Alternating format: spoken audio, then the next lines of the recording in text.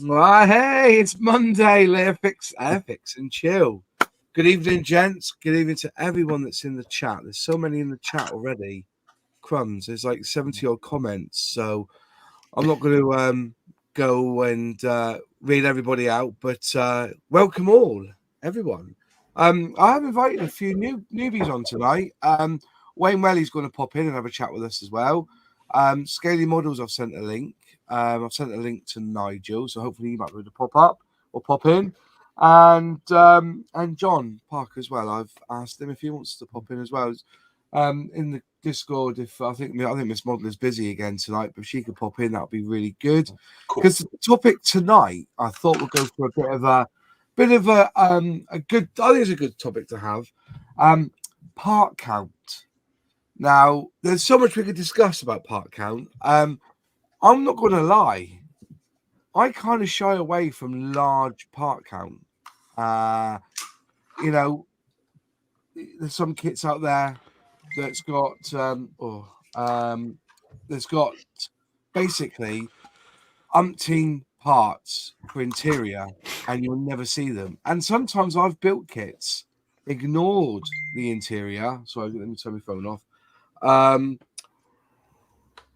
Where's me? Turn it off. Right, start again. So yeah, there's lots of bits where I've with interior and stuff, and I've just not even bothered with it because it's never going to be seen again. But I thought we'll have a chat tonight and we can talk about it because I know that there's certain kits or certain manufacturers that use their levels of difficulty by what's inside the box when it comes to part count. So, laying it on, with Mini Art, releasing, is it a Stuart Honey this next month? Is it coming out next month? A lot of parts in there. Would you be scared of building it? Throwing out there. I know you, John, are really tempted to buy that kit and have a crack at it. But then, so would part count really push you away from buying a kit if you think, there's a lot of parts there to clean up and paint? No, if I'm dedicated to that build. So in other words, it's going to be like a multi-part, a serial build series. For instance, I'm doing that Panzer IV with full interior with the tracks. It was 1,900 parts, right? But I knew that going into it, and I don't just do those. That would really burn me out. So, if I'm just doing one really high part count build at a time, I'm happy with that. It's cool. I can kind of really get into it. And that Panzer IV, I'm going to do sort of a diorama with it. So I've got the crane, and I'm going to have the turret off. And because you're putting all that time into the interior, I'm going to have the hatches open. So you can see it. So if you're going to do something with it, it's great, but it's not it's not something I want to do for every build. But if it's like, oh, okay, I'm ready to do another one of those now, it doesn't turn me off. Yeah. Alex, when you do a kit with a high part count, do you think to yourself, oh, this is going to be a 3-week build, or this is going to be a 6-week build? Yeah. You know what I mean? Yeah. Is it like kits where you think, because for me, my whole channel is based on people wanting at least 1 or 2 bits of content a week. I've put off doing that Rockwell B1B Lancer because there's quite a lot involved in that because of the size of it, and I think it's a lot of editing to do. Do you tend to build kits more now because you want to get it onto your channel? So part count really is something that you look at when you build. I wouldn't say I look at. So I don't look specifically at things like part count for a build, of whether I'm going to do it and put it on the channel or not. But part count, definitely. I mean, I looked at that. I mean, we looked at it, a couple of weeks ago now? Yeah. That's Stuart. And it looks gorgeous, right? But I wouldn't do it. No. That number of parts, that level of complexity. And if I was doing a 1/16th kit, that would kind of, as a, this is probably the only model of this I'm ever going to build kind of thing, a big project. which I'll probably look at as a year project. Mm. that kind of scale. For 35th scale kit, that's it's a small tank. The Stuart Yeah. frustration that's going to happen there. Mm. I mean, sometimes I would prefer, and I'm sure you're the same, Moss. Yeah. A fairly simple kit. Mm. Sometimes, and like John said, you've got to balance it, right? Otherwise, you can get burnout. But if I saw a kit and it's got like 1,000 parts, Yeah. it's going to make me pause for Mm. sure. And then it puts it into a different category, right? It does put it into the big project category for me, for sure. Yeah. I get that very much so. Sonny, what about you? Do you worry about part count when you pick a model? Nope. I just pick what I like the look of. When I come to it, but I actually get on the opposite. I get really excited about high part counts. I just I don't know. I just enjoy it. I kind of enjoy it more because it sounds kind of weird, but it feels like I'm doing something. Yeah. Do you know what I mean? And but I think as well, the more detailed, I feel like the more fun I can have with it. Yeah. So I'm the same as John as well. It's not something I want to do all the time, but I would do it on a regular basis. Yeah. If there's kits there that are like that. When it comes to stuff with interior, I kind of think about it for all of about 5 seconds and probably still buy the kit anyway. I now because I didn't realise I'm buying that mini art kit next month now. No, that's coming out. I'm getting that. There's no two ways about it. Once I saw it the other week, I was like, yeah, because that's going to be fun. I know there's a lot of details, a lot of stuff that's not going to be seen, which is a bit shit. But I think if, like us, because we're doing it on YouTube, everybody's going to see it. Yeah. Well, I say everybody, the amount of people that watch the video are going to see it. And you've got like recorded history of it, so you can see it. And again, particularly if you like most of us, we do sort of social media stuff, so all the update photos get posted out. So I've always got the history of it on Facebook and Instagram as well. But I get more excited about more parts. I don't know why, especially if it involves photo etch as well. Oh, because I know I should change my thing. I should change my thing. The sadist modeler, because I love stuff like that. Yeah, I don't know why. I think it's because I think it's because it is more involved. Because there's plenty of kits. Like this one, for example, the Tamiya KI-61. Beautiful builds, fantastic detail. I got that built within less than a day. If you spread across the time, obviously because of painting, but roughly within a day. Yeah, and that's cool. But we do that nearly all the time. Most of my builds are quick, straightforward stuff. So when I get a chance to do something really involved, I get really excited about stuff like that. Especially if it can involve. I mean, I probably won't do it with that one. Maybe I maybe do a small vignette, but especially if it's something I can do, not a good, interesting diorama with as well. So. I think the caveat to the part count piece for me is it really depends where that part count is. So, like, I really enjoyed the Airfix Spitfire, the 24 scale, which was 433 parts or something. Yeah. But none of them felt unnecessary. Everything felt like you were doing something and building towards something, and you could get involved in it. I also built a Dragon JS2. Which had individual track links, and I wanted to cut my own throat. I look at some of the mini art kits, which have not just single links, but they have links and then pins and then little bits. And I just think, why would I do that to myself? That doesn't look like fun. That looks like a chore. It depends. Now they build up though, because I had a similar one with what was it? The rifle model Sherman. That was a very similar one. So you got. The way the pads are made up, you've got a top and bottom and a bar. So you got one bar and about 4 pads to fit together and try not glue them together. But they did give you a jig to make, so it did make it a lot easier to do. But you've got to be very careful with it. You are a masochist, silly. Therefore, I know. But it gives you flexibility. You get stuff like that, though. I mean, it depends on obviously what you want to do with it. That's usually probably the more important part of it. Now, if you want to, I did do a diorama, but not a very exciting one. But if you want to do like a real rough terrain diorama, you can pose it better then, because you've got the cool flex in the tracks and stuff. But it is. It's like everything, It depends on what you want to do with it. But it gives you there's a good option there if you want to do that. If not, there's an easier version of that somewhere else that you can get. That's the way I see it anyway. Chris Newman said, "Do model companies look at part count as part of the cost, or is it just based on scale? A Spitfire can have 30 or 400 parts, but it's still a Spitfire." I think he's raised a good point there. I think they do look at part count. Every part. I see the issue I have, and we've all said it. And a lot of you still agree with me.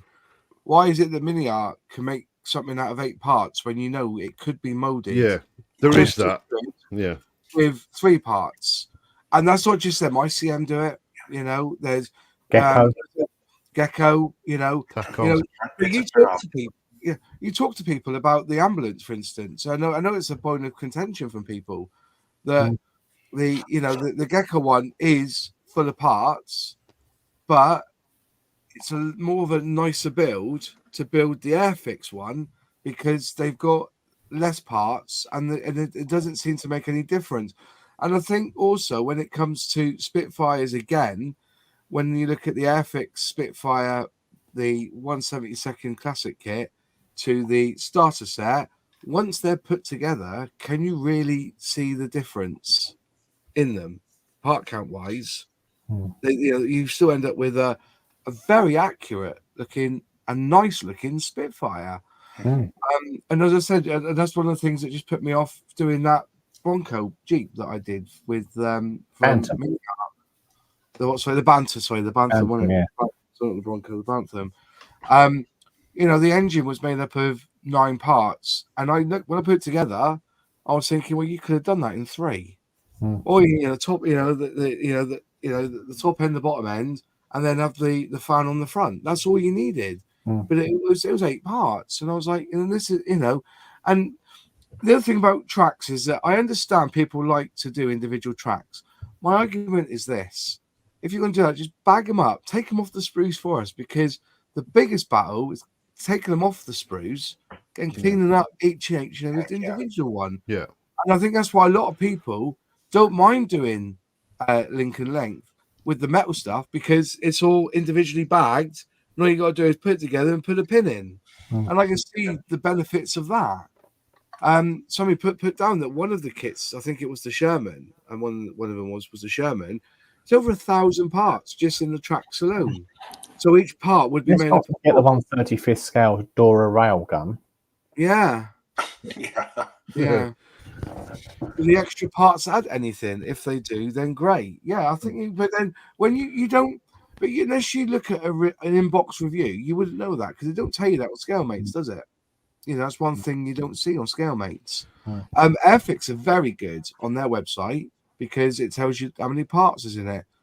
Revell, they give you a level, so the higher the level, the more parts have, because as I said, it's not really to do with how easy a kit can go together. It's all to do about the part count. I think everything's added to. Anyway, Wayne, how are you, mate? All right? He's on mute. You'll put your microphone on. No, so you're muted, mate.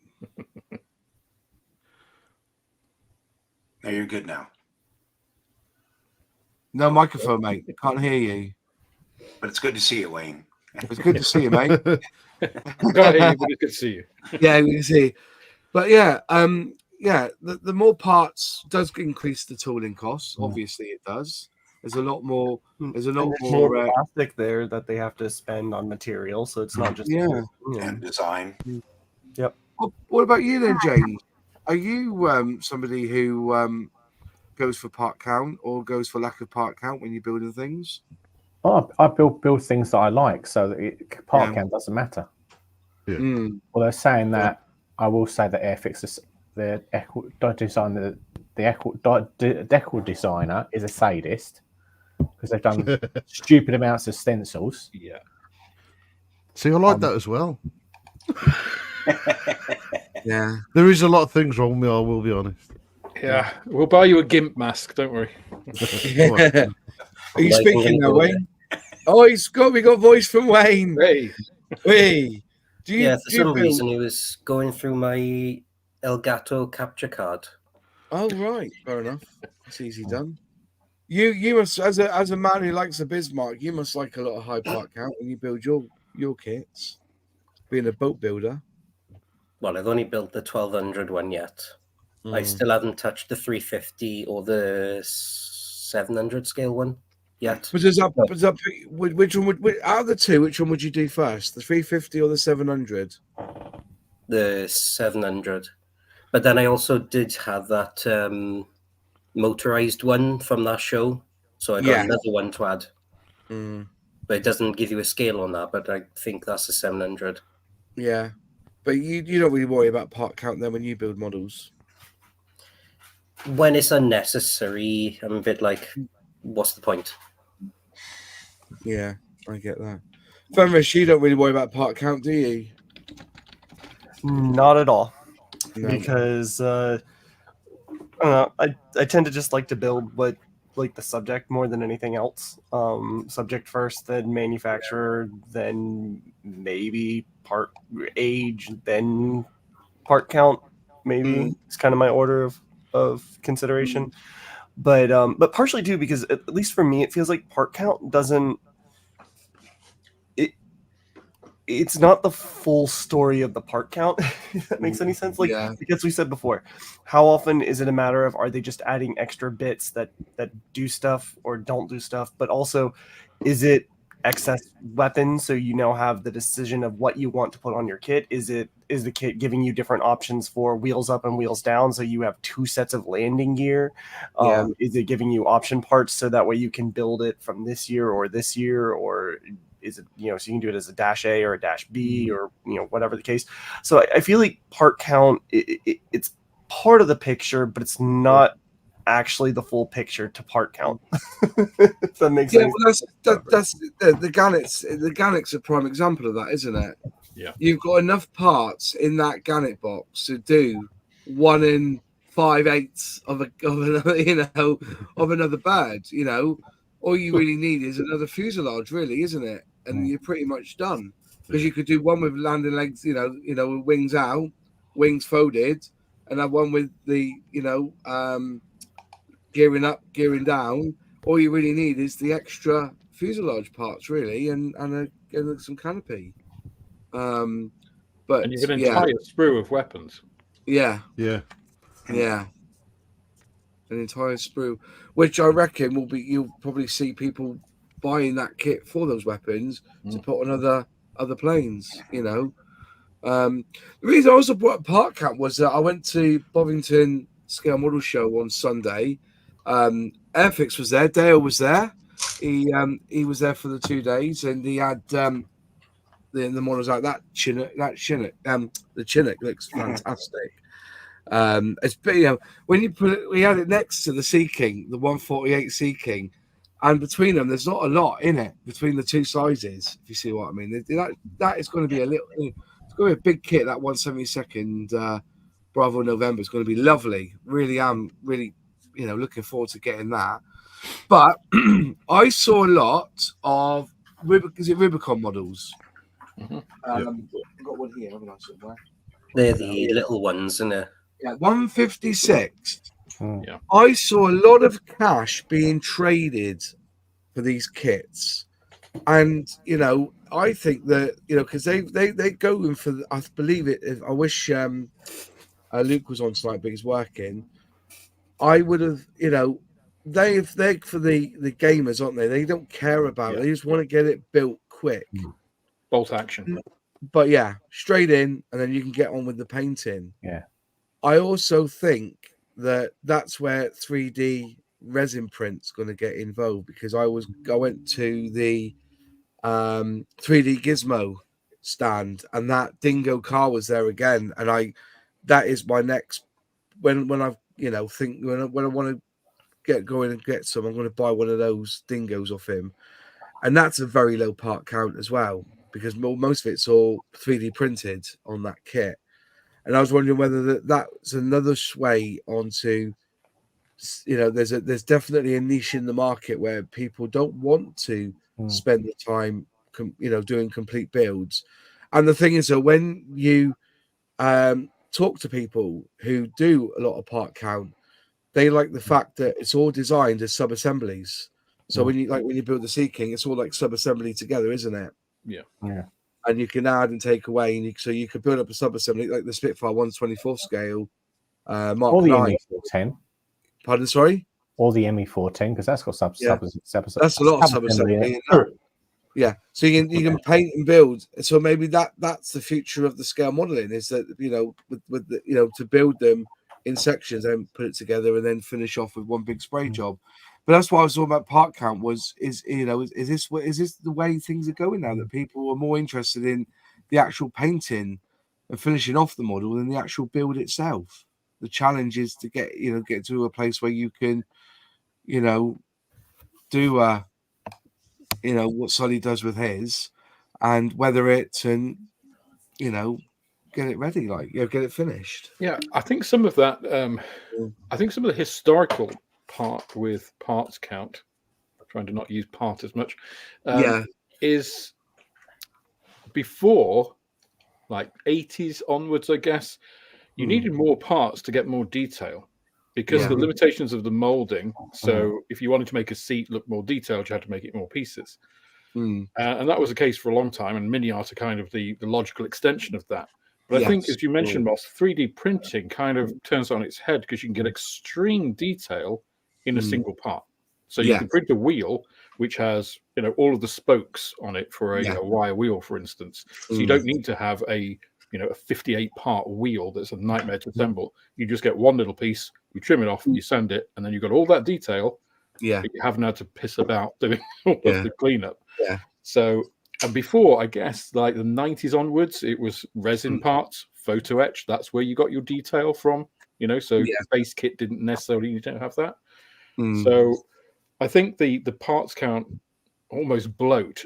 I think that's the bit that I get caught up on. If it's parts count bloat, which I think, others have alluded to, then it's not welcome because it's just like, I could have done this in, one piece and it's been done in 8. Whereas if you're looking at I couldn't have got the detail any other way than putting these 3 pieces together. That's great. But I think 3D printing does sort of throw a spanner in the works of the point of, well, where do you actually go with more parts? Or where can you just say, well, actually, we'll 3D print this and put in. And I guess Revell are doing that a little bit with their Platinum Edition kits. They're not going for just, okay, we'll retool this or we'll add another sprue. They're just like, right, we'll do a photo etch set with this and sell it as a different edition of the kit for a lot more money. Well, that's what's happening with the B52 in it. That's coming out later this year in Christmas time. Yeah, which is a horrible old monogram kit. I don't know. But maybe it was a horrible old monogram kit, but because they're doing they're adding resin and stuff to it, it'll make it a bit better. Maybe. It's not black and white. That's the crux of the matter. It's never black and white.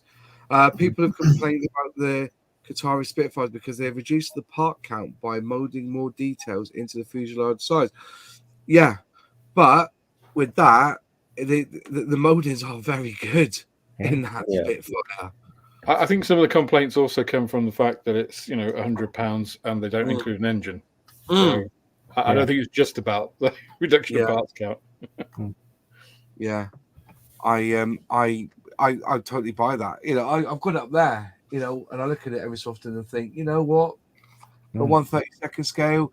But then we go back to the argument is that they've done us all a favor by tooling that so that we don't have to cut. The thing is when you're having to cut multiple parts off little parts and then sanding them, because the biggest risk of losing parts is that pinging off the sprue.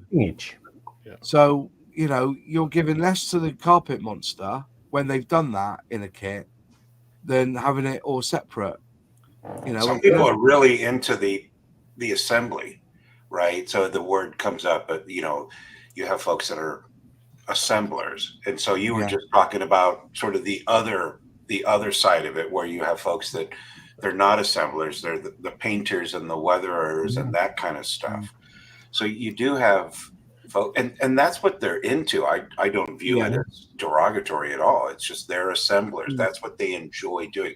That's the part of the hobby that thrills them, is building up the kit. And then, you know, maybe they'll give it a rudimentary paint job or whatever, but you know, that's what they're into. So I think the part count, I've sort of got my feet in both ponds, but you know, there's definitely the assembler part of me, and then there's the painter sort of light weathering part of me. But saying that though, John, as somebody who builds cars, sub-assembly in cars doesn't really exist though, does it? You know, you build the engine in situ inside, don't you? You know, for instance, when you build, and I keep going back to the FX Spitfire because it's for me, it's one of the greatest looking engines. It's all one assembly, and then once you've done it, and I think the Hellcat's the same, isn't it? You build that engine and you whack it in. But when you do a car, you have to build it in situ. So there's not a lot of sub-assembly going on within that side of scale modeling with the cars. I don't know that I agree with that fully, though, because like at least the ones that I built, you build the engine separate, and then you build the chassis, and then you attach the engine, and then you build the interior, then you attach the interior, then you build the tires. So they do have sub-assemblies. It's a little bit different, but I've always seen it as having a bunch of sub-assemblies. Oh, fair enough. I was just looking at it from you know, realm of, but you know, you have your curbside cars where they're so there's either no engine, you know, and maybe there's some parts molded on the bottom or that you can barely see, or you know, it's like an AMT kit and you've got 15 parts to the engine that you have to put together and then add to the chassis at the end. Because the Revell Shelby Cobra has where you can build the V8 engine on its own, and then it's dropped into the chassis then to connect to the driveline and all that. Okay, fair enough. I was just the cars I've built, I tend to have had to put when the chassis is all together and you're building the engine inside that chassis sort of thing. That's fair enough. I was just trying to, you know, put it out there, you know, that. And I wonder if that's a manufacturer thing too. Now that I think about it, because I haven't built a whole lot of Airfix cars, but like I'm just thinking mainly about the AMT and the Revell cars I've built. So I'm wondering, you know, there might be a manufacturer line there as well. The older 32nd scale Airfix cars, a lot of them had engines in. You know, I think for the day, I think they were really detailed. They were, but they, you know, they used to do good, excellent engine detail on Airfix. Yeah, they did. What about that 24 scale Bentley one? Yeah, Celtic's building that at the moment. That Bentley. Why are you gonna put in the chat, Celtic? What's your thoughts on that Bentley? How's it gone for you? A lot of people were moaning that there's a lot of flash on it, but it's an old kit. Yeah, a very old kit. The ones I've seen built have looked pretty spectacular, to be fair. You know, remember, you know, that kit was designed and still, you know, the leather seats had detail, very good detail on them. So it's the only car model I've ever seen where you turn the steering wheel and the front wheels turn. I've never seen that on anything else. Was that Kenworth? That Kenworth you built, Moss, did that not have an engine in it? No, that's basically that Kenworth is basically a click type kit, really. Right. You still have to glue it and everything, but you know, they designed it so that, you know, there's very little in there that isn't thrown together. You throw it together. Because the AMT 25th scale American rigs were incredibly detailed. They were, and they're not even. You can't really get them anymore either, can you? A lot of them. No, not really. But then again, you're going back to there was high part count back in the day. Oh yeah. You know, it's not a new thing. No. It's just, you know, it's sometimes when you build a kit, you're sitting there and you're thinking, why did you make that decision? Yeah. That's what you got to think about. Why did you do that, Mr. Designer? Yeah, why did Matchbox put 2,000 odd sodding parts on a ship? Yeah. That's 176. That's got to be the flower class, isn't it? The flower cast one, yeah. Yeah. Mm. I wouldn't mind that. I wouldn't mind that. Yeah. Have you built that one, John? Have you? Which one is that? Sorry, John Parker. I was talking No, to. I've never had it. Never had it. I've built it. You built it. Yeah. It sounds like you had lots of fun. I did. Oh, yeah. Lots of filler. That's it, isn't it? Lots of filler. But yeah, a Spitfire without an engine, it will be so disappointed. That Merlin looks so good. Well, every 172nd Spitfire doesn't have an engine, does it? No. You know, there comes a point where you have to cut the line and say that's it. You know, and I think people are correct about the Qatari was, you know, 132nd scale. Really, you could fit an engine in that. Does the Revell Hurricane, the 132nd Hurricane, that has an engine in it, doesn't it? No, it hasn't. No, it doesn't. No, that's right. The old tool one has. The old tool one does. Yeah. And then the Mosquito as well, doesn't it? But that's only got one engine. It's only got one engine. Yeah, I built that about 6-7 years ago. Yeah. Yeah, I was surprised I unboxed the ICM 48 scale JU88, the P1 version, but it's based on the A version kit that they have. I didn't realize that has two engines in it. Yeah. It has two Jumo engines for the, and I was like astonished because I really wasn't expecting it. And I think there, if you've got an option or you've got extra parts that add an option, you know, I'd never considered. Well, actually, I could do this now with the engines exposed, you know, or one of the cowls open or whatever. I think that's good. There is the flip side of that if you don't use them, or if you build it and then just close the cowls, it's like nobody will ever see that. Yeah. It's, you know, it's a two-edged sword. It is. Have you ever built the new tool Airfix or Revell B17G? Yes. Why did they bother to waste all that detail inside the fuselage when you can't see it? Yeah. I mean, half the part count on that kit, you can't see any of it. But is that why people do buy it though? Yeah. That's why I bought it. I knew somebody who built it so you could take the fuselage off. You know, the wings and the fuselage came away, and then he just put it back together again, and he had like a couple of clips. But mad.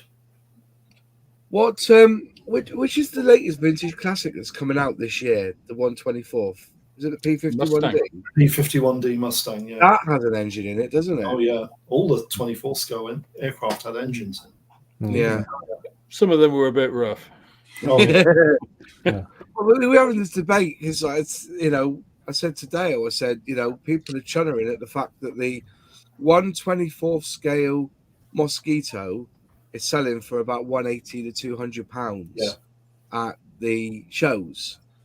And, you know, and I said to him, I go, but I'm not, to be honest, if you release that Mosquito now, I bet you wouldn't be shy off that price either now, would it? No, and he went, no. There's a lot of plastic in that Mosquito. I think there's about 600 parts in the Mosquito, isn't there? Oh my gosh. Yeah, there's a lot. 2 engines in it as well. It's a big plane. It is a big plane. I've done it. It's a big model. You built that one, have you, Solly? Yeah, I built it a while ago. Yeah. It's the kit. Not bad, actually. Because Airfix were dead that they wouldn't be able to build it, so they did. Was there that was that Humbrol time, or was that own when it was? No, I think wasn't it just in the transition stage when Humbrol sold out? I thought it was 2006 release. I can't remember what the box art was. The box art was that red box art. It wasn't. No, the first releases weren't red. Yeah.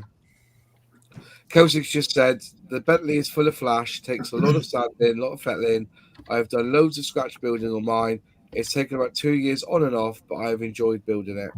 So yeah, but it should be ready for Yeovil. Hey, will it? You want to take it to Yeovil? Brilliant. Lovely. Don't sneeze. Yeah. There you go. Most of the instability for the new Airfix Wellington can't be seen. I mean, instructions. That's right. Yeah. And leave out. Yeah, I did that. I didn't put half the stuff in. Yeah. But they even put the toilet in.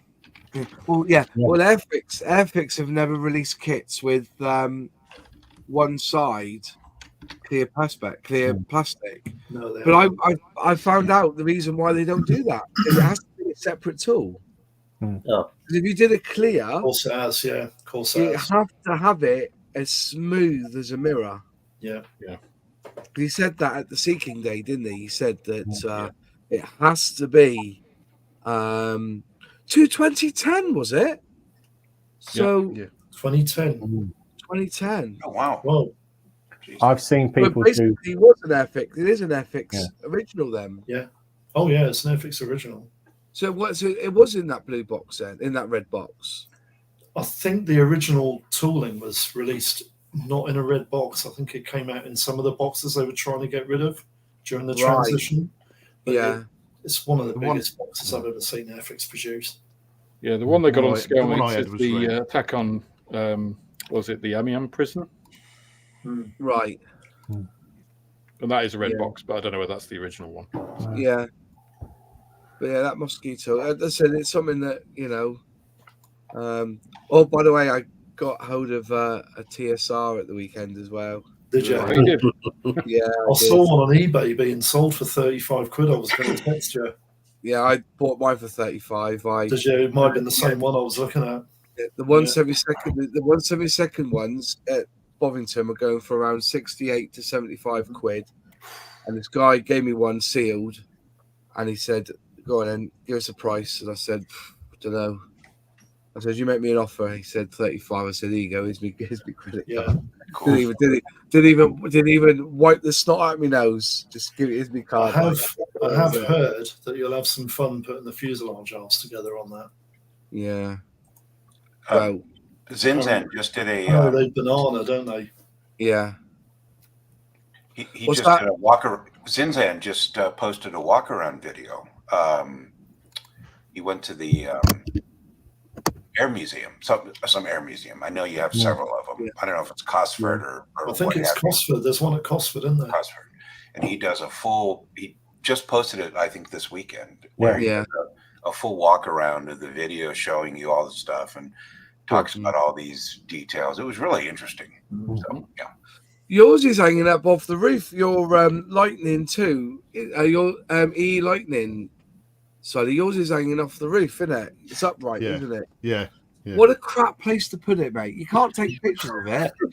I want you to go in there tomorrow, Helen, to take the thing down so we can have a proper look at it. I'll tell you what. I'll tell you something. I don't know if we should actually, but I'll tell you something interesting about that building. It was never originally supposed to be open to the public, apparently. Really? Yeah, apparently because the Cold War was going to be going on the syllabus or whatever you want to call it, and it was all partly done around that, but then it changed, and because mainly 3/4 of the collection was going to be in there, so they changed it. But yeah, it's not. If you want to get some good photos of it, it's not the best really, but you can see it quite well. Yeah. Do a bit of abseiling, Sully. Yeah. Exactly. When you look at the box art, you've got a Lightning next to it, haven't you, on this one? Yeah, that was a trace plate. But this one's sealed, baby. And I want to build it, but I might just buy another one, then leave that. If I can find another one that's... if somebody has one for sale, give me a shout. There was one in Cardiff near me. Someone was selling it for 50. Yeah. Was that the 148 or the 172nd? 72nd. Yeah, because the 148 is 90. £90. And there's no, I'll tell you what, Ross. I've built the Airfix early tooled Lightning F1A. Yeah. Really enjoyable build. It's amazingly accurate. Yeah. When you think how old it is, and it's worth getting it if you wanted to build it as a chase plane for that. Yeah. You can pick it up cheap. Yeah. Well, there you go. Pick them up I cheap. still was sticking. I got mine for free. Yeah, that'd be nice, wouldn't it? Yeah. I got the 48 scale one given to me a few weeks ago. Yeah. But we tend to going back to part count though, we don't tend to worry too much part count when it comes to planes as much. It's more about the armor side, isn't it? That's where part count is unjustly high when it doesn't need to be. I'm when you buy, I've got the Rubicon one I'm doing at the moment, the T-54 I've got, which Luke gave me to build, and I think the instructions are wrong because I don't think the tracks are right. So I try to put tracks together and they don't fit. There's a fitment issue with them, but anyway, that's what I was going to look at. But the other one that I've got, the tracks are pre-made around the wheels, and I've seen kits, and does it really make a difference? Would it be better to have them already with the gearing and the wheels, and have the track all done, have it molded as one piece? Is it better? No, I think it's harder to paint. No, it's harder to paint. Yeah. I think the best way you can produce on them. An armor kit is the way Airfix build their Cromwell in 72nd scale. Well, that's pieces and then put around, isn't it? You've got separate wheels, inner and outer, and the track is one piece. And you literally lay the track onto the inner wheels, and then you hold it in place with the outer wheels. So you can paint everything up completely separately, and then just assemble it. Have I got a Cromwell here? I think I have. I think all armor kits should be made like that, especially in the small scales. Yeah. The Cromwell I got is the 76. Yeah. Was it 76, the Cromwell? I can't remember now. I picked it up from Aldi's for the Christmas thing. Right. Yeah. If memory serves, I think a few of the Tamiya kit ones are make the tracks one and the wheels one piece. The Universal Carrier is, and the Japanese Bulldozer the one piece molding.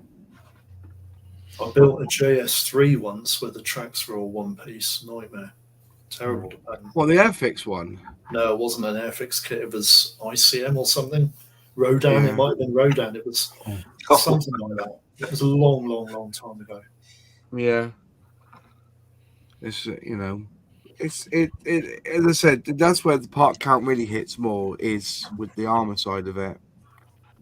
But yeah, it's, and I say again, somebody said that mini art, you can either buy it with full interior or not now, can't you? Oh, I don't know. Well, I think it's Tacom. You get the Tacom Blitz kits, don't you? So yeah. I built the Hobby Boss Panzer 1, and the part count on that frightened the living daylights out of me. Yeah. Because it's only 35th scale and it's got over 800 parts. All the tracks are individual links. Yeah. But I'll be honest with you, when you actually put the tracks together, you can sag them the right way, and the overall effect was fantastic.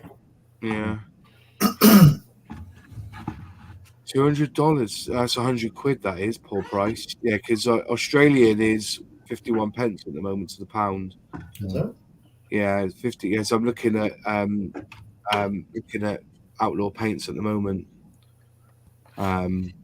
So I was looking at the exchange rate between Australian dollars. It's 51 pence to the pound at the 51 Australian cents to the pound at the moment. So like 1,000 is about £900, I think it is, or something like that.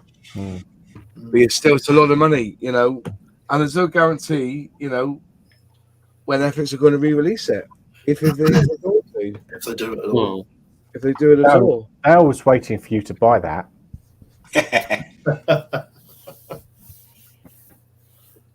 Is this the closest thing to a Bearcat? Yeah. Oh yeah. We have the theory that Moz buys a kit, then Airfix announce it a re-release. Yeah, but isn't the mold for that kit in Japan or something? It's not in England, is it? No, what happened was Airfix sold plastic to a Japanese company to release it as like an anime release, wasn't it? Yeah, I can remember that. Yeah, and the decal sheet did come with the RAF roundels on it as well. But all they did was sell the plastic. They didn't actually. It's not really Airfix. So the actual jig is still here. And I think that would work. If I think it says something about a company if they're able to sell their plastic on. Yes, the Stratos 4 anime version. Yeah, that's the one. So, yeah, it could be a good thing actually in the future if they did get to a place where they could sell their plastic on. But ultimately, Dale. So I spent half an hour with Dale on at Orpington. Had a good old chat, good old yarn. He's doing all right. He said he's excited for the year. No hints were given, which is a shame. I tried to catch up with a few things. But yeah, hobby time. Yeah, if you want to send it, mate, that'll be fantastic, and I'll give you some money for it, mate. If you want to do that, that'll be brilliant. Oh, sorry, where's it? Where's he gone to? Yes, please. That'll be fantastic. If you get it down, that'll be brilliant. Because I'll keep one and then build one. I'm definitely going to build it. The original Airfix TR2 decals are too dark. They were toned down on the real aircraft. Well, yeah, because they had anti-flash on them, didn't they? Yeah. Was it painted anti-flash, wasn't it? Hang on, I'll see if I can find mine. They were just slightly lighter than the original. Yeah, they were similar to the Vulcans decals. Yes, that's the best one to go off. Yeah, they were just the faded roundels. They were all like that. Yeah. Yeah, they are a little bit darker. Oh. Yeah, they should be a lot. The white should be almost pink, to give or take a tone or two. But there should be quite a faded tones on those ones. They're not bad. I mean, I think they're acceptable. It doesn't show it very well on there because it's a bit darker, but they're acceptable for the kit light. Do you know what I mean? Yeah. But you know, it just depends how pedantic you want to be about it. It is what it is, isn't it? So I look at that decal sheet and my heart just sank, seeing that the red spots and the roundels are separate. That annoyed me a little bit. Now you just showed me that decal sheet. That's really upset me. Actually, I'm sorry. I'm going back to mini art. I would, if you're going to do. I mean, mind you, I'm not. Well, mind you, I'm not even going to do mine as this anyway. So, but if you're getting one of these old ones, you're going to better off getting new decals anyway. Really. Yeah. Well, that one's sealed. See, somebody said to me, because I said it's sealed as well, I said I can't check the decals. He goes, "Oh, there'll be nothing wrong with those decals." I think that when they were making these planes back in the 90s, I think there was too much acid in the paper, or the backing paper. I think it's the acid in the paper that causes it to go yellow. There's that reaction. And it, and they say, "Oh yeah, but it's sealed." But yeah, so you're telling me that even though this is sealed, the air inside it is 1990s. The height of when we were worried about acid rain and stuff. You remember that? The same time we were worried about our chickens having salmonella in the eggs. You know what I mean? It was sealed when Chernobyl hit. Yeah, exactly. Yeah, and the fact that we were worried about eating beef, fish with 3 eyeballs. Yeah, yeah, that's right. Yeah, God, how we lived back. I was only saying the other day, we get worried about terrorism, don't we, around the world? And I still remember going to London and the teacher saying, the height of the IRA, and we just lived our lives, didn't we? With the IRA in our London, say, all right, give them their due. They used to warn us there was a bomb somewhere, but, give us half a chance. But we'd all run to a McDonald's because, we knew that you never saw a McDonald's being blown up by the IRA. No. Because, Wonder why that was. Yeah, exactly. If there was a bomb threat, you head to the nearest McDonald's, mate. That's what you would do. But we used to live it, and now terrorism is such a thing that we're losing our own liberties with CCTV and everything else, and bringing in identity cards and whatever. We need to live a little, It's I know none of us want to die, but for our religious freedom, it's a bit, yeah. Anyway, going off the subject a little bit. Where's my? Oh, I've lost my screen a minute. Hang on. Where's my screen? There it is. Right. So, Rubicon with the small part with the 156 small part count. I'm just trying to think of other model companies that have gone for that sort of small part count. I know Airfix did with the starter set. Where is it? Models, they do it. Yeah, they do it as well. They got a small part count. Yeah. And also there was, what's the other manufacturer? Italeri with their 72nd ones. Yeah, they were small part count as well, weren't they?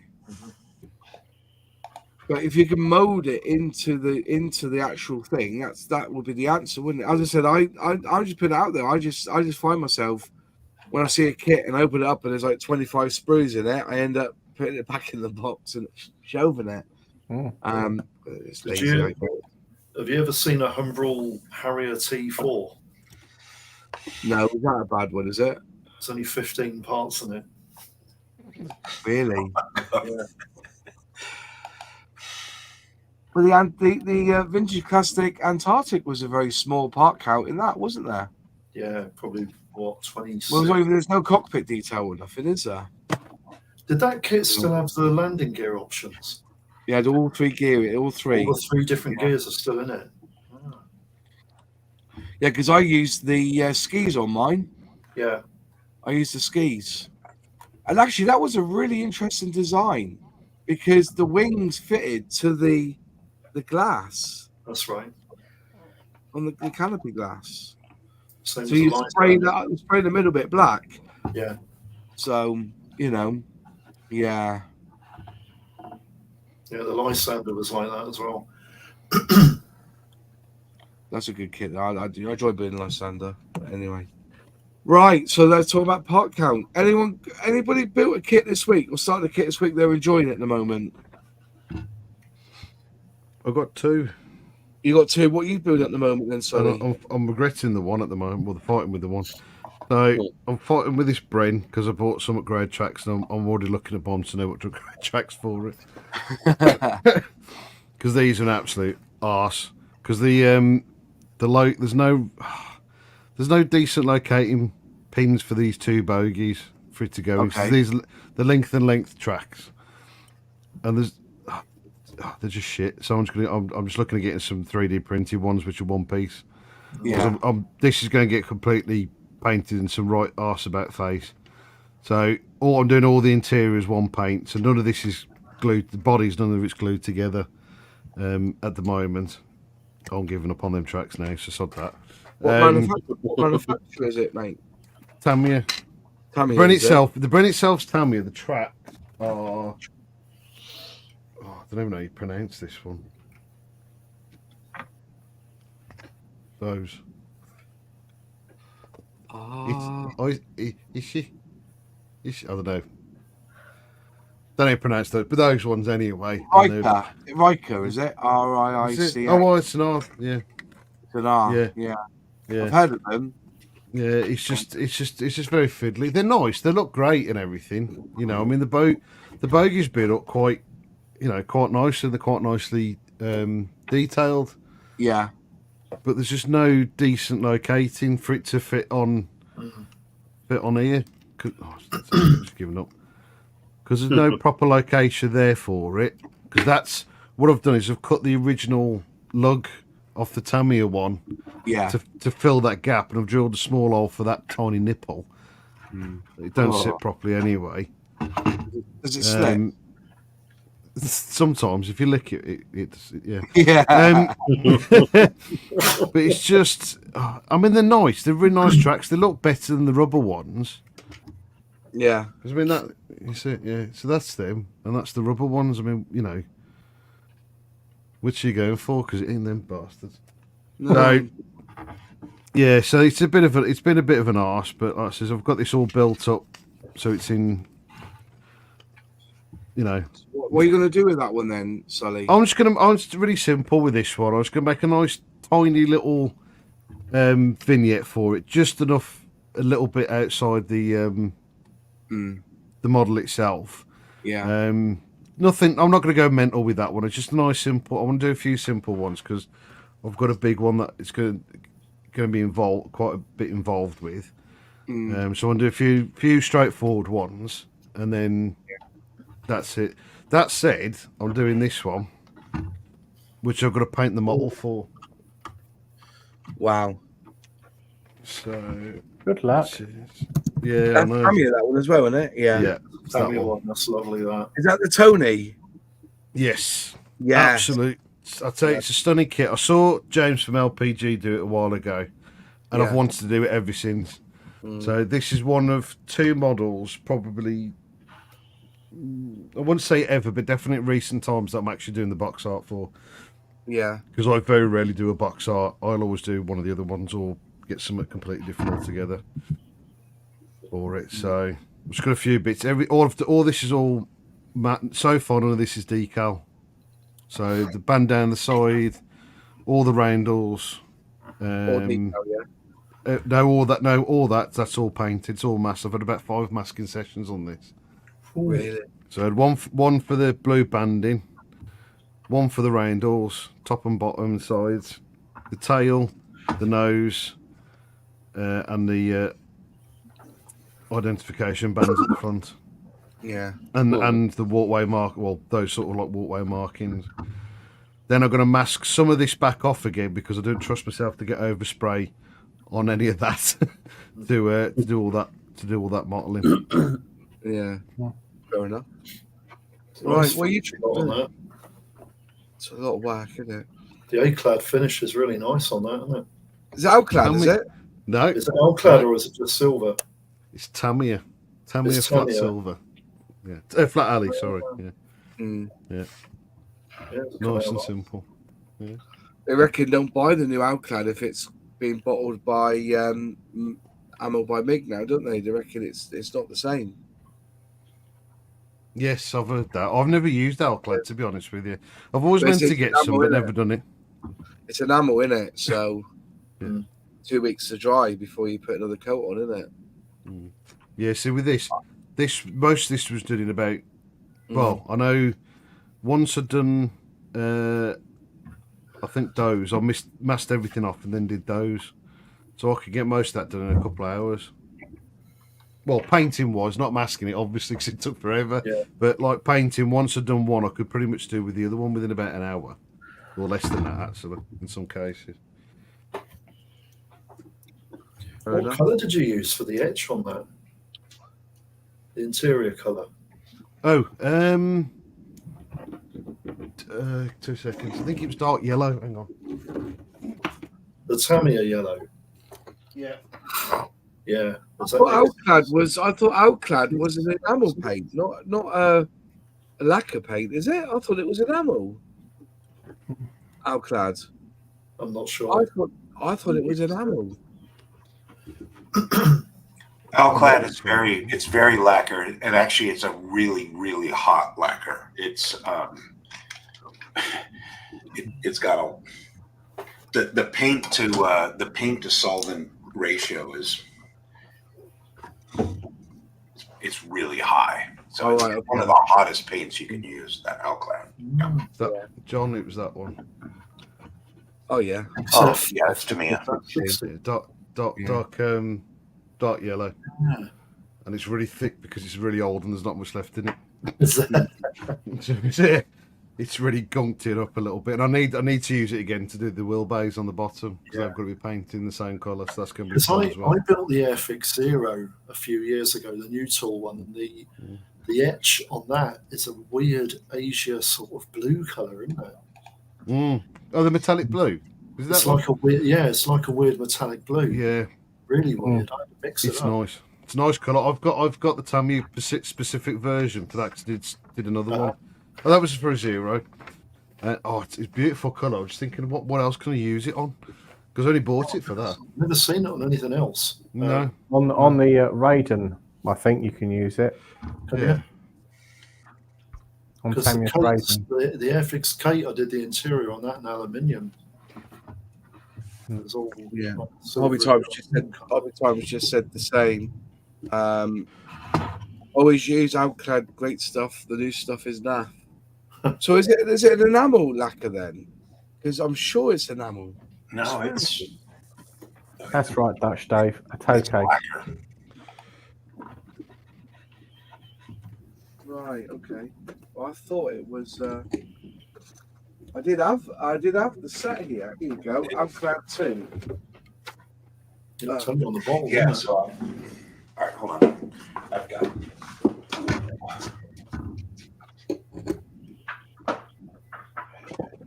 Yeah, Alclad 2 mil spec enamel paint. It's enamel. Well, the Alclads that I have, they're enamel liners.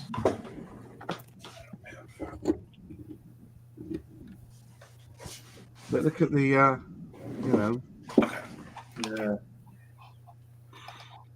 I was going to take a hell of a lot of mixing, I think. Have you ever used that before, boss? Never used it. No, I've never used it. I don't know what it lines like or anything. No, I've never used it. But then I'm all outlaw paint now, aren't I? So, it must be enamel if it's not shaken up. Because normally Alclad do the bottle. It's like 5 shakes and it's totally in suspension. It's got no. This is definitely. This is going to take a lot of mixing. This is, I tell you, you can still see it there. It's like very thick at the bottom. Okay, yeah, then it's enamel. So that's I thought it was enamel. But yeah, I've never used it. I'll tell you the reason why I bought it was I was going to do that Avro gyrocopter thingy. Oh yeah. And I got it for that because of the guy I saw who built that mini art Avro. It was stunning. I asked him, what paint did you use? He said mil spec Alclad 2. And he said to me, he goes, it's enamel base, but it's really good. And it looked absolutely fantastic. Right, I have to go and count my parts now. Say hi and say hello if you're in Bovington on Thursday. What's happening in Bovington on Thursday? Oh, you've only went there on Sunday. I am going to go to Tank Fest. I think that'd be good. They got Tiger One Day as well coming up as well next month. Was it the month after? So I might go to that as well. I love Bovington. I can spend hours there going around. Have they got their Matilda running yet at Bovington? The Matilda's been running for years, hasn't it? Has it been running for years? I wasn't sure. I know it was in restoration a few years ago. Yeah, they've had it going for a long time, that one. But yeah, so that's the Alclad 2. So I thought it was enamel. So it must be an enamel lacquer then, I guess. I think the real person who would know would be Nigel. Nigel would know, yeah. Where is he anyway tonight? Yeah, where is he? Where is he? Probably down the pub. Well, DM me if you need a hotel for Tank Fest. Why? No, I only go up in the day. It's only about an hour and 10 minutes for me to get there. So I just go up there and do my bits and then come back again. It's about 3 hours for me. Oh, there's a big for me as well. 3 hours. There's a big half term there and includes model making. Oh, fair enough. Have you seen the pictures of the engine of your Hurricane? I'm finishing the B17. So you're talking to somebody there. So, yeah, Jason started if anyone's interested, Jason Model Kit stuff started a B17 group build. Kind of. Has he? Yep. Wow. Yeah, that came out this weekend too, right? So, yeah. Yeah, it's all going on at Bovington. It's a cracking museum. If you've not been to Bovington, then where have you been in your life? I am being I love it there. It's a fantastic day out. It's like Duxford, isn't it? Duxford's a good day out and all. Yeah. Somebody said not to bother with Cosford, go to Duxford, don't they? Yeah. Yeah. I won't disagree. I as much as I love our place, Duxford is one of the best. It's just really expensive to get into. Yeah. And they've got a bag out there as well, haven't they? Yeah, they No one have. gives a shit. No one gives a shit about that. Yeah. And they've got Seriously, have any of you actually built a bear cat, or was it just me? I'm just I haven't got one. for you, Moss. No, not me. You built the old Matchbox one, didn't you, John? No, I built the Hobby Boss 48 scale Blue Angels one. Yeah, the Blue Angels one. Yeah. Yeah. Yeah. It's actually a nice kit. Fits like a glove, doesn't it? It's all right. It's a bit soft in places. I had to repair mine. I got to the model show on Sunday, and the leg had snapped off underneath. Oh, you know, the bear cat with a broken leg, but it was sore. Oh, it was. Yeah, very good. I was there with super glue and Tammy extra thin trying to get the thing to stick. Yeah. Proper snapped it was. I was like really, I was chuffing at me. I was like really angry. But that's one of the things I found. As soon as I've been showing my models off, I get breakages. The Concour's broken now. Yeah. I need to find a better way of moving them around and stuff. But I try to keep it all within one box because I normally get a lift with somebody up to these model shows, so I don't have to drive. If you've got two boxes, you're taking the piss a little bit, aren't you? Especially when they've got their own two boxes in the car. So, but yeah, it was a really good day out at Bovington. There was loads of models there, lots of good deals, some bargains. I didn't go on the Saturday, I went on the Sunday. It was a lot quieter on the Sunday. And I think the next one is, I think there's a model show in April. I think the next one's in April. Let me just check my diary. I think the next one's in April. There's the Oval one is next month. Is it Salisbury? Is that coming up? That's a good model show. That's a very good model show. But I won't be going to that because on a Saturday. If I'm working, I won't be going. If I'm not working, I'll go. But as I said at the moment, we'll see. You could go to Monkey World next door. All right, okay. You know there was that there. Has anyone got any plans to go to Riyadh this year? I do have plans to go up there. Because I fancy going to Riyadh this year. I haven't been for about 10 years. Yeah. I really wanted to go last year because they had the 262 flying, didn't they? They did. Because the Tornado, they got a new pilot for the Tornado now, haven't they? For the air shows. I was reading that they've got a new display pilot for the Typhoon 2 as well. Was it Typhoon? Is it or Tornado? Is it Typhoon 2? Is he a gingerhead lad? Yeah. Yeah. They were advertising it on. He's supposed to be a bit wacky, isn't he? Well, let's hope so.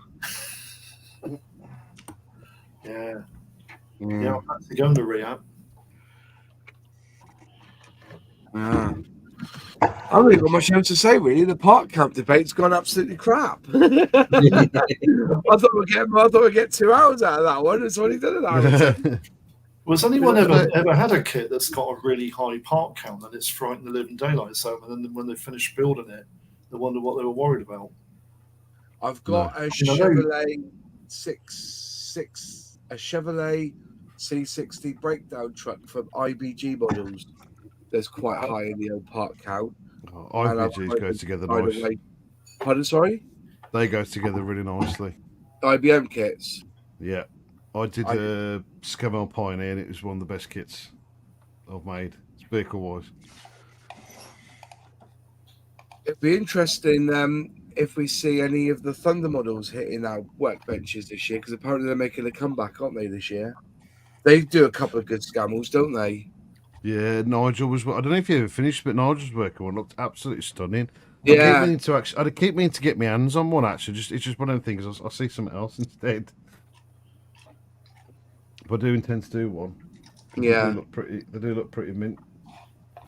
I know Airfix were going to release them, weren't they, in their own boxes? That never happened. Yeah, 3 or 4 years ago, they were going to release those scammers because the scammo is the lorry to do. If you do World War II. It's a scammer, isn't it? Proper. It's awesome. Especially when you see one in person. Oh, it's the sound of him, isn't it? It's proper. Yeah, isn't it? Like, you know, it's proper girty, isn't it? Like, you know. Do you know the thing I like about the Airfix trucks that they build in 76 is that you can convert them really easily because they're just chassis built bodies on the top, aren't they? Yeah. They make for really easy conversions, especially the AEC Matadors. I wonder if we will. What's that you got there, Moss? Yes, I was just found this in my. There you go, in my stash. Oh my god! Maybe just hand for the cockpit. What's it like? What's it like? It fits together so, but the canopy painting is a nightmare. Yeah, that's a good shout. Wonder if you can get what's it called? Bloody hell, you are right. Yeah. Yeah. Let's look at the canopy, man. Oh dear me. Canopy wraps around the interior on it, and then it sits around the wing. Oh my word! Look at that. That's like made my balls go inside my body. That canopy. Oh, seriously, I didn't realise it was that bad. Oh yeah. Ella. Hopefully. You've got some nice trimming tape, haven't you? Yeah, that's it. Oh dear. And then you got a Hopefully you can get a mask for it, Moz. I wonder if you could. You should be able to, because there seems to be a lot of those kits going around at the moment, and I think you should be able to get a mask for it. I'll be surprised if you can't. I wonder if Airfix will re-release this as a Vintage Classic soon. They might do. You know what I mean? Yeah. Which one is Revell releasing? Is it this one this year? Not sure. Alex, which one are Revell releasing? The Revell, I think, isn't it the one? No, it's the BV222. Oh, the 222, isn't it? Yeah. Right. Yeah. Oh my word! To say the aircraft designers were smoking something wacky when they designed those. It's the understatement. Look at the front end of that bad boy. Yeah. Oh my! Oh. You've got an open and closed tail cone for the rear gunner. I reckon that should be a members only live build.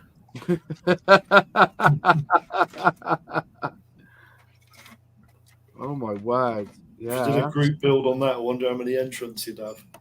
I'm going to get the patch design this week. But I think if Airfix released that or retooled this, that would sell really well. Yeah, it probably would. Yeah, that's a Have you ever read Winkle Brown's book? No, I haven't. If you've ever read Wrinkle Brown's book, he's got a little part of the book where he test flies the BV-141. His comments are hilarious. You know, for the age of the kit, it's got a little bit of cockpit interior detail. Look at that. It's not bad, Jack. Good news, they do a mask set for it, Edward do a mask set for it. How much is it? Like 14 quid or something? £7 more than they can. But yeah, that's on me. That's on me. My list. Just paint the canopy before you put it on the aircraft, Moss. That's what I do. Be asked for that. Paint the canopy and then just scrape it clean with a cocktail stick. Yeah. The old cocktail stick method, isn't it? Yeah. No, I do say I do like. I was going to ask Alex actually because I saw he Yova Model Show did pictures of his shop. And, yeah. I use Nicoban now or Nicoban. I was wondering if your blue tape was the same as this stuff, Alex. Yeah, it's washi tape. Yeah. Yeah. So what is HM then? What is that manufacturer? Oh, no, that one is. I think that's Hobby 2000. I think that's it's a Hobby 2000 tape, is it? This isn't, but the stuff I've got in the shop is. Because if it is that stuff which has got like a waxy feel to it, I reckon it's better than the Tamiya tape. Yeah, it's like it's almost it's rice paper. Yeah, it's paper. Yeah, exactly. So I don't think the Tamiya tape is all that anymore. I've gone off it a little bit. Since I started using that now on my builds, I don't use Tamiya tape at all. I think it's very good stuff. At the moment, I only use the Revell masking tape, which is the same. Only I can get hold of, that is. Have you got a shop near you? Have you, Wayne? Modelling shop would be Bridgend. Otherwise, it's going to Cardiff. Yeah. Ain't too bad for you, though, is it, going to Cardiff from where you are? No, because it'd be... the model shop for me is either Firestorm or Hobbycraft. Otherwise, it's Cardiff town itself. And then I don't like parking in there because it's expensive. Well, parking in Cardiff? Yeah. It's full of Welsh as well as the problem. Oh.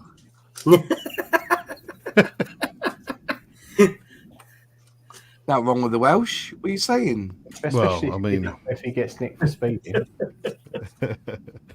Yeah, at least the birds fly normally over Cardiff, and they fly over Birmingham way. They're upside down. There's nothing decent to shit on, is there? Nothing worth shitting on. That's why I fucking left.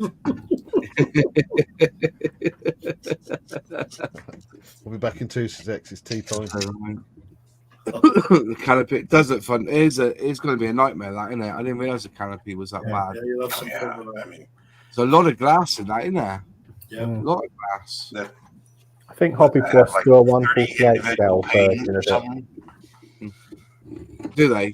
What's that, Alec? What? That has like 30 individual panes or something, right? Yeah, more than that. Yeah, like 50 or something. Joe, when you look at the box art on these old Airfix kits, they are pretty good actually for the way they finished it and that. And I doubt they use an airbrush. It's look at the arse on it, man. Look at it. It's like half a plane, isn't it? It's like we built half, and that's fun. I wonder if Airfix will re-release that this year. Some of the images on some of the artwork for that era of Airfix kits, I didn't think the kits were built up that well. No. I mean, they released the Spitfire Mark 1A, and if you ever see a photograph of it, of the canopy fit, it's dreadful. You think it's professionally built. Yeah. Well, I was on the critique group last week, and somebody was mocking the Chinook, or the Chinook, where it is, and the new tool Airfix kit, the new tool one, saying that the design, the one that they had at the show, looked crap. I had a look at it. I thought it looked pretty good when I was there. I didn't see no gap around the canopy. A bit scratch like, but it isn't being painted. It's just put together with nothing doing to it. Yeah. It's got the bubble glass on the third window back. It's got the bubble. It's not on general release yet, though, is it? Next month, isn't it? Something like that. The next month. He said that hopefully everything that's been announced, apart from the starter set jet, which one was that one again? Don't know. Which the one was Typhoon. it? The Typhoon. Well, won't be released till December time, but the rest is all going to be done by. They want everything out by June, July. All right. Good. So, I think Airfix is going to have some up their sleeve for this year because it's commemoration of D-Day, isn't it? I think they're going to have that release. It'd be good if they did. But there's definitely something in the works, isn't there? Dale. When I said, I was chatting to Dale and I said, "Oh, what's the new releases this year?" And he smiled at me and he said, "I can't wait for you to see them." That's what he said to me. Good. I left very happy anyway. Cool. The Hampton, he was saying that he was hoping to get most of it all out by June, July. Whether that's the new kits or not, the start sets, the lifeboat is, as I said, when they didn't see a dry run of the lifeboat, all he had was that Chinook. So, well, they had the box for the Chinook, didn't they? It wasn't the original box though. It was like a print off that they had like sellotaped to a box. So you know.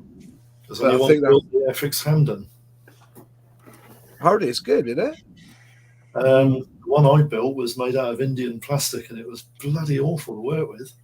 Yeah. It itself is okay. The engines are a bit crude. The pilot figures are their usual terrible pilot figures. Yeah. Kit's not bad. It's an interesting looking kit. I reckon that lifeboat's going to be a good seller this year. The Shannon class. Yeah. The Yeah, new one. The other one. The other one's a nightmare to put together. Yeah.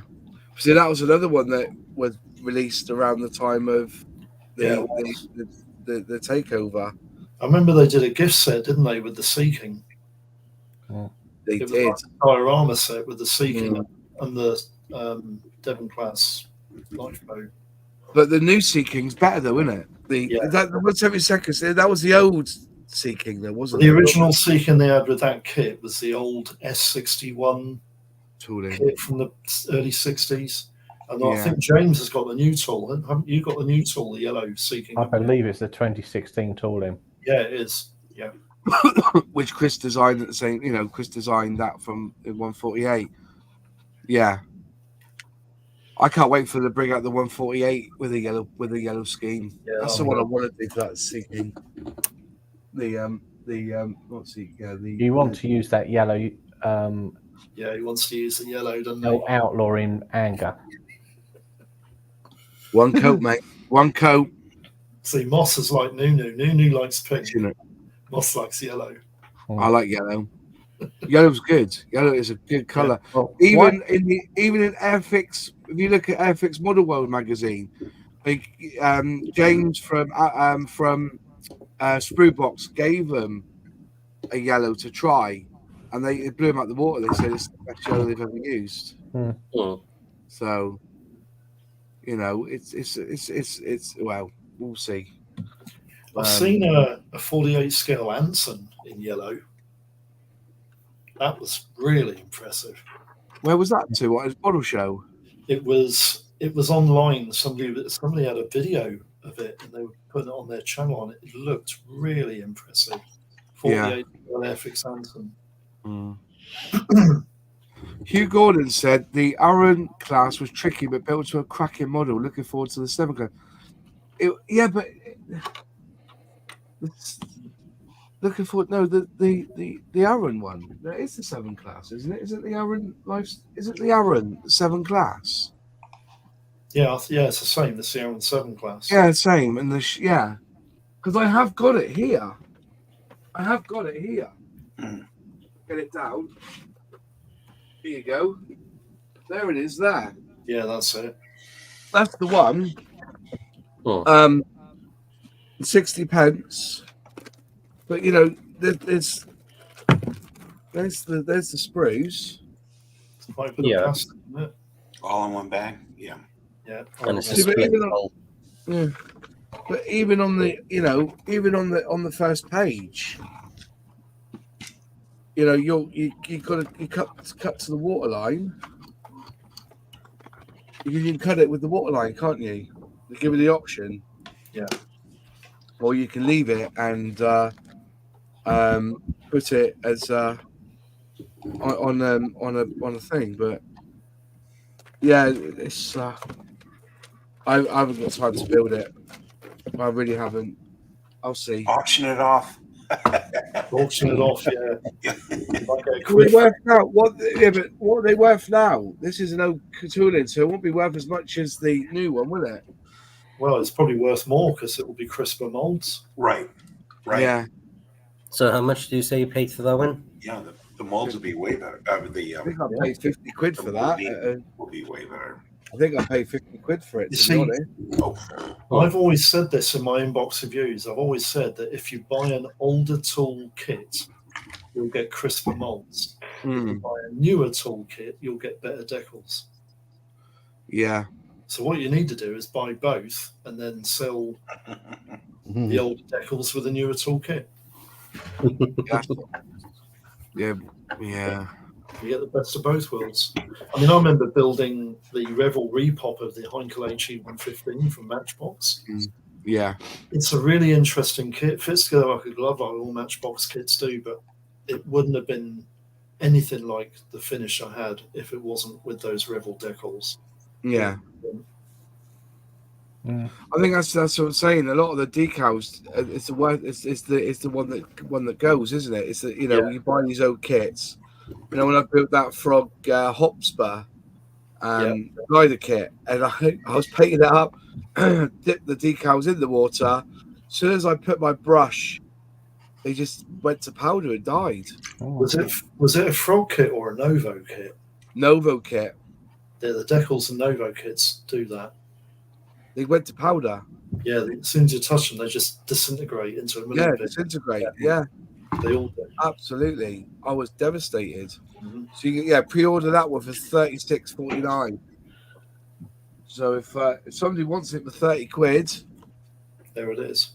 There it is. Yeah. You want it for 30 quid? Give me a shout. I'll send it over. That's a humble boxing as well, isn't it? It is. It actually says, it's a humble boxing, but it says on the end, Hornby. That was Hornby getting rid of the old boxes. Yeah. Well, they didn't get rid of it. They just didn't redesign them. They just printed them off and put a Hornby on it. Well, no, because they had a load of stock of Hornby boxings kits made up that weren't released, and they just put that sticker on the side. It's not a sticker, mate. That's what I'm saying. It's not a sticker. Yeah. And then they changed the serial number. They put an A prefix in front of the serial number, didn't they? No. Is it not? No, it's not even a sticker, mate. It's not even a sticker. Interesting. Yeah. Where is it there? See that? It's also still sealed up. Still sealed, yeah. What's that? Sorry? It's all sealed up still. Yeah, the plastic's all sealed up, isn't it? It's yeah. That would be the same era as your TSR2, wouldn't it? It would be. Mm-hmm. It's all sealed. I'm just checking now. Yeah, it's still sealed with the plastic. I might have a bash of that thing one day. One day. I think Luke had a crack at it and gave up with it for a while. Really? But then again, I've still got that bloody polka kit that I haven't finished yet. That pocket kit. Yeah. Kits and bits. Given how hard it is, I might give it a miss. Besides, it's not like I can do anything with it. We do it in RNI colours. So no appeal. I asked Dale actually about the Shannon Life boat, and the starter set only comes with one scheme.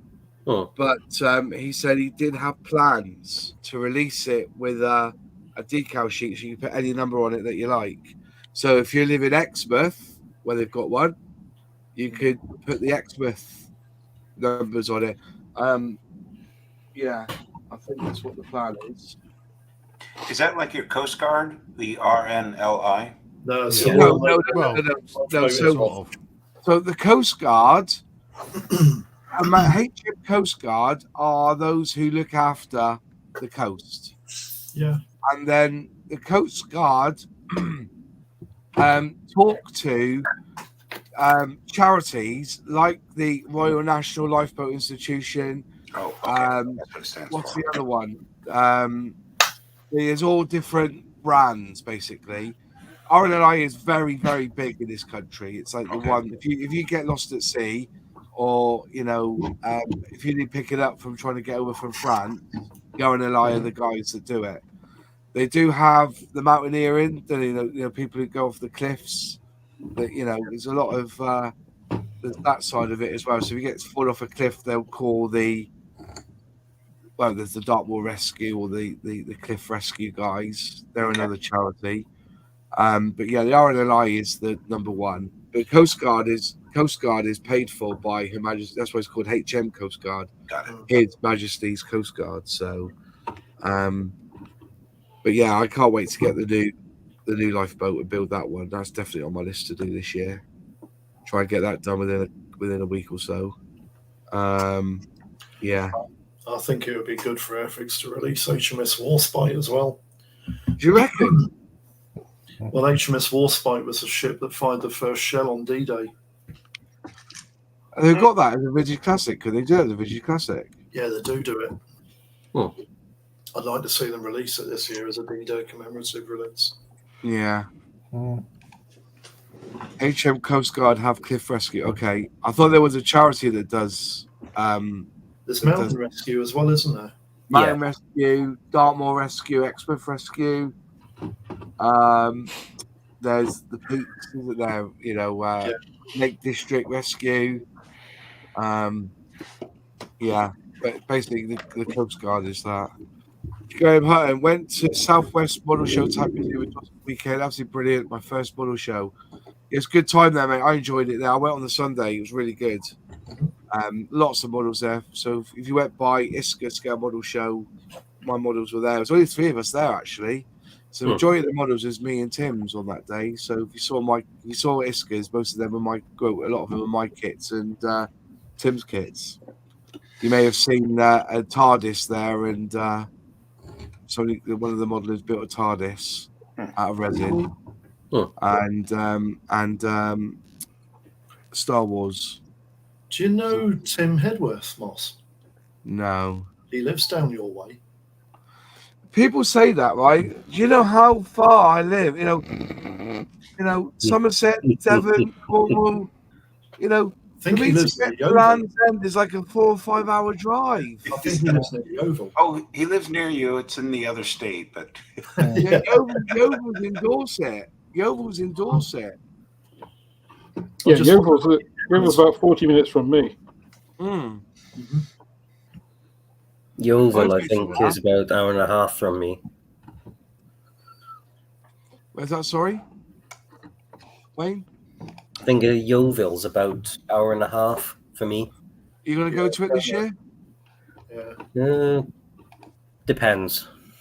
I know it's the M4 for you, but it's not a bad drive. It's Newport it is that kills the thing because you got the 50 zone. Yeah. They've never sorted that road, have they? The M4 into Wales is just dog shit, isn't it? Like once you're out of Newport, it's back to 70 in either direction. So whether you're going over the bridge, that's 70. But then when you go into Cardiff way, you're back to the 70. It's just Newport is a problem. It's because people in Newport can't count to 70, so they have to.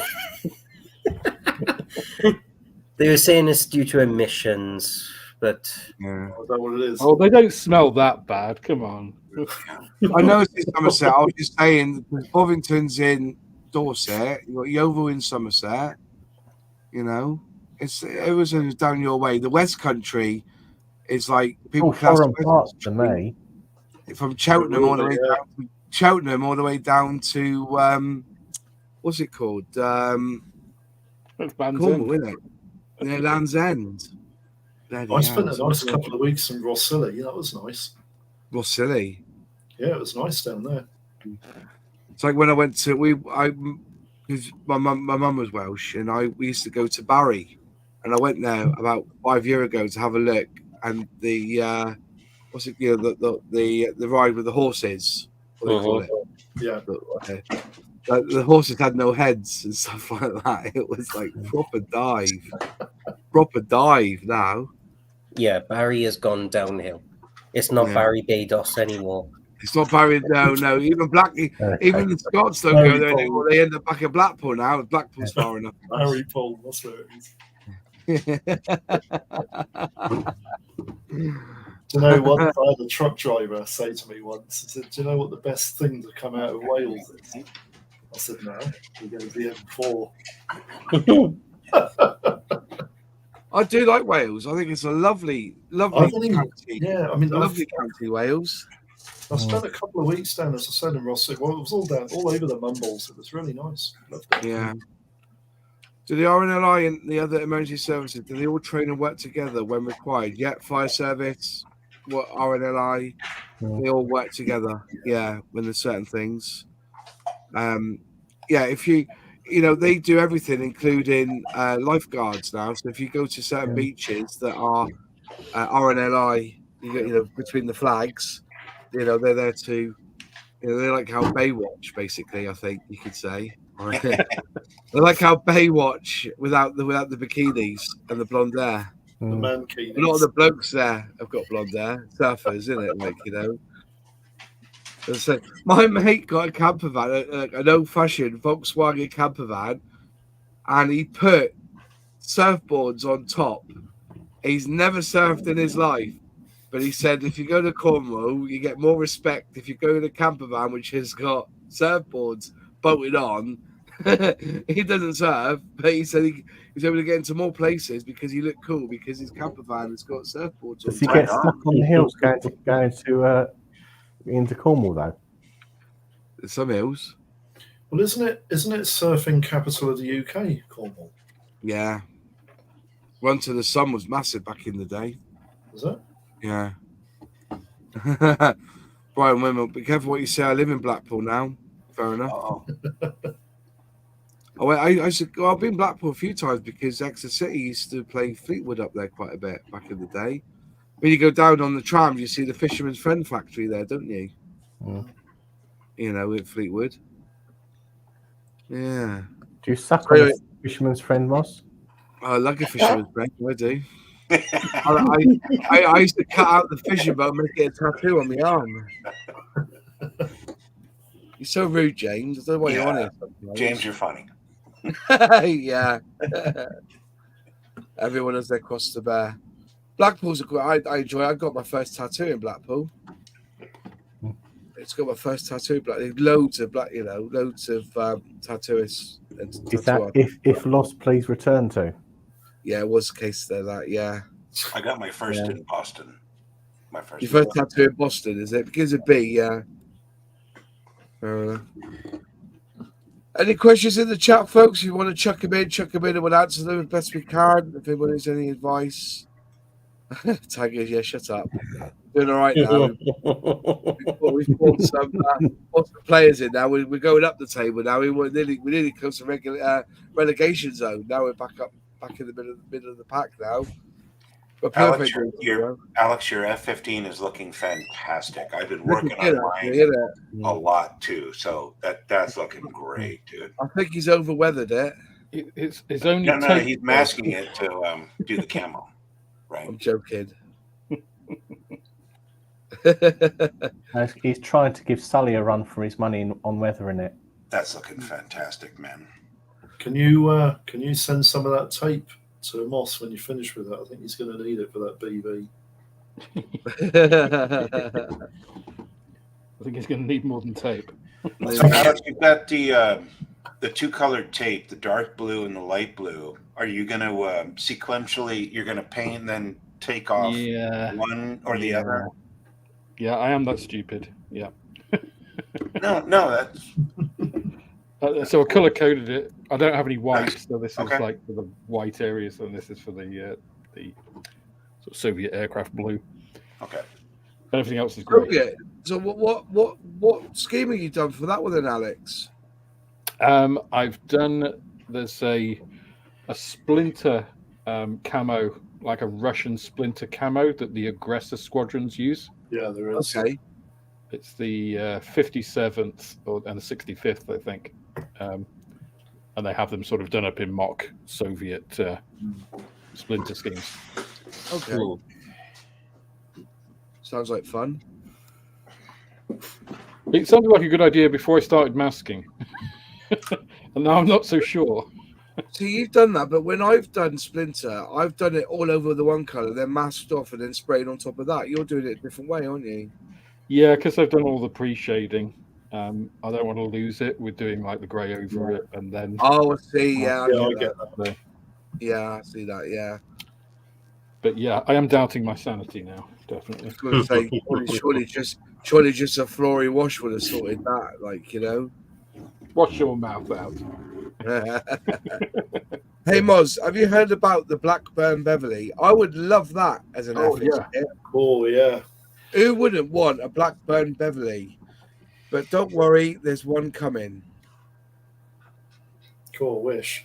They've raised about £15,000 towards buying the one for the museum, haven't they? Yeah. They used to have one at Hendon, didn't they? Is it still there? That's the one, isn't it? It was Isn't in that like one? it was in Transport Command 1960s colours, wasn't it? I would like to see a Blackburn Beverly definitely in a kit, or an Argosy. Yeah. Celtic West. What do people think of parts kits, e.g., Lancaster cockpit or 109 flight panels? Yeah. I agree. You know these models of the interior and instrument panel of an F-16. Yeah, that's the one I think of. Really. Or the F1, is it F-104 cockpit that one of them used to do? The Starfighter. Starfighter, yeah. I'd rather build the whole kit. Yeah. Then there's a detail, yeah. So the Hender was dismantled in 1974. Oh, right. That's how long ago it's been since I've been at Hendon. Yeah. Yeah. I'd like to see I'd definitely like to see a Blackburn Beverly. I reckon you'll see one this year or next year. Yeah, they're a funny looking plane, aren't they? They're a bit like a bumblebee with a T-tail. Is it what was that plane? Is it the boxcar? Is that the flying boxcar? That was a twin. Yeah. Apparently that's a nightmare to build because it's actually 4 sections. It's not like 2 halves stuck together. It's in 4 bits, isn't it? Well, the Skyvan's like that as well. The Skyvan, sorry, yeah. That had a floor and a ceiling, and then you had 4 slab sides to go around. Yeah. That'd be a nightmare. Weird. Those east side cockpits now Italy are very popular actually. Ishii. If you put in Google Translate and you speak it, it's Isai. Well, I had an Isai kit video out once, and an Italian bloke commented me, and he said it's pronounced Ishii. You idiot. So not Esky then. Esky's another one. Esky's another way of saying it, isn't it? Well, I called it Isai. Yeah. I thought it was Esky. He went mental. Yeah. But it's like Meng. You know Meng, the Chinese company, that's properly pronounced Mong. Mong, isn't it? Yeah, we had that. Just, but how could you pronounce it Mong in England and sell it? Well, it's like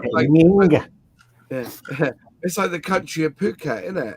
If you say that properly, fuck it. It is, though, isn't it? PH is F, isn't it? Fuck it, yeah. Yeah. Yeah.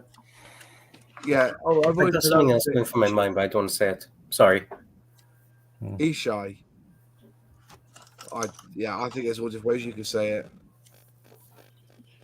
I think they should release the Merlin engine as a kit. Well, I think they can. I think the 124 Spitfire Merlin could be a standalone kit.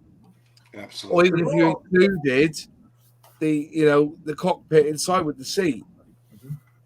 There are quite a lot of models on the market that are just aero engines, though, aren't there? Yeah. Didn't AMT mess about with some American radial engines at one time? I think you might be right. Well, it's like, Airfix back in the day. I know it's not like it's more of a snap kit, but they did the turbo engine and the Cortina engine, didn't they? The internal combustion engine. If they could get somebody to reproduce them as a Merlin engine, that would be absolutely fab, wouldn't it? What scale would you want it? The scale they've done it at, it was like 1/8 of a scale, wasn't it? 1/8 scale, wasn't it? The internal combustion engine. I can't remember what scale they were. I remember the kits coming out. I've got one upstairs, the internal combustion engine, which has got the Hayes sticker on it, Airfix. Yeah. But it's missing the springs for the valves. Right. The rocker and the valves. They haven't got the spring on it. I think Revell do the visible V8 as well, don't they? They do. They did, yeah. Well, all clear panels, wasn't it, at the side? Yeah. Haynes as well. Engine or something it was called, wasn't it? Yeah. The Merlin could be 24 scale. Yeah, I don't see why they don't release it. It's only, but then it's across 2 sprues, isn't it? That engine build, isn't it? All right, Kelton. You know what coffee bean 100 in Welsh is? No, you'll get banned, Moss. You'll get banned. We got a Welsh guy here. What's coffee bean 100 in Welsh then, Wayne? I don't speak Welsh. Yes, you do. He's not saying because he's polite. The only Welsh I know, the only Welsh I know is Araf, because that's what they got on the road for slow, isn't it? Yes, that's the only one I know. But put coffee bean 100 into Google Translate and have your mic on mute. Then you'll understand why you don't say it. You don't say it. No, you don't. The word is C and ends in T.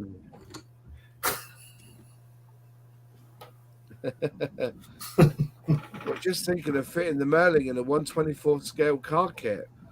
That would be pretty funky. Yeah, there was one car that did have it. The Beast, wasn't there? There was on top here, wasn't it? They had the ME109. They had an ME109 engine, and they had Spitfire engine in cars, didn't they? Yeah, I think so. The Spitfire car is on Dartmoor. The guy who owns it is near Haytor, I think, on Dartmoor. Yeah, but the engine wasn't really out of a Spitfire, was it? It was a little tank. Yeah. Which is the same engine but without the supercharger. Yeah. You just sourced it. Yeah. Yeah. I think they could do the cockpit and engine as one kit. I think they could. Yeah, it'd be good if they did. When I went up to Airfix at Margate, they had it there, didn't they? They had the engine and the interior of the cockpit as one built piece in their display room. So, do you think if a company built a range of engines, do you think they'd sell well? Because some people would find it interesting just to see what the engines look like. I mean, the speaking engine is a weird looking thing, isn't it? Yeah. I don't know. I put my hands up and just say, what does work? I think, I don't know. I think if there's a niche in the market and you want to become a scale model manufacturer, you would do that. Well, look but the likes of the Revell, the Airfix, the Tamiya's, they don't want to get involved with that because they want to sell. Look at Acom. They've brought out all these turrets from the World War II battleships. Mm. Oh, by the way, folks, that Meteor they released at the the Meteor that they released last year for the club kit, Airfix club kit. Yeah. Oh. Airfix sold out with that within 6 months. It was so popular, they sold out of that kit. So if you've got one, an Airfix club exclusive Meteor, that one, keep hold of it because it might be worth a few bob because they sold out with that. That's why they went to digital only at one point because they couldn't do the kits anymore. They'd run out. If you want a Hawk first and last, there's plenty on the discount side of it. Anyways, folks, it's 10 tonight. It's a bit of a pause tonight. I'm really sorry about the. Normally we have a good old debate, don't we, for an hour and a half? But maybe it wasn't one to talk about really part count. We seem to have covered it quite quickly tonight. We'll think of a better topic next time. I think the issue was it was a lack of parts. Lack of parts, yeah. Very good. Very good. All the parts are in the space department. We're back again next week. I'm doing some lives this week. I'm going to try and I've got the Agostini have asked me to show off their new Ferrari collection that they've got in their new range. I'm going to show that off in a video. I'm going to do a live stream of me building the Mustang this week. So if you're channel members, you'll get to see that first. Because what I'll do is I'll do that live for the channel members, and then I'll release it after so everyone else can watch it as a repeat, as a rerun. So that's being done this week. Moss is being like the BBC. And and I have lots of news. And I'm going to start doing that Rockwell ASAP as well. So I need to do some reporting on that as well. So, which should be good. Anyway, folks, I hope you had a good evening with us. We'll show up a bit early tonight, and we'll be back again next Monday with a better topic to discuss. Did you want to poke the quick builds that are in Lidl at the moment? Oh yeah, the quick builds. What? They've got the Audi, Spitfire, Mr. Spit, the Typhoon. No, I didn't see a Typhoon, but I did see a Jaguar F Pace or an E Pace or something. Isn't that one of the new kits they've released? The I Pace it was. It's the I Pace. The I Pace. The I Pace is in there. The two Lidls. Lidl's it is. They've got Lidl's, a good range of quick builds in this week. So if you want to grab us, have a quick build, take it from there. So yeah. Anyway, folks, we'll call it a night tonight. Thanks all for watching, and we will see you next week. Have a good one. Bye.